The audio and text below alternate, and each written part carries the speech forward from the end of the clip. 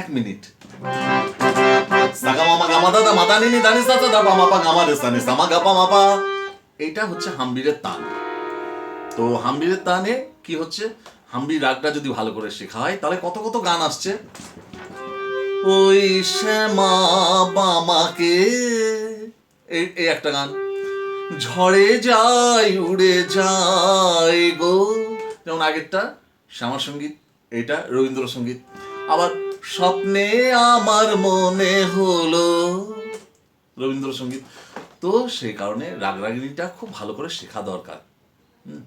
তাহলে অনেক গান তো অনেক রাগের উপর তৈরি হয়, আবার অনেক গান মিশ্র রাগের উপর তৈরি হয়।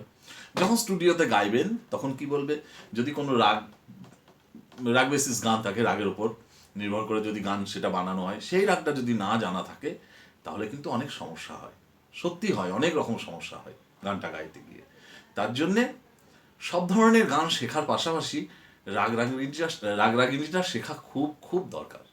সবাই ভালো থাকবেন।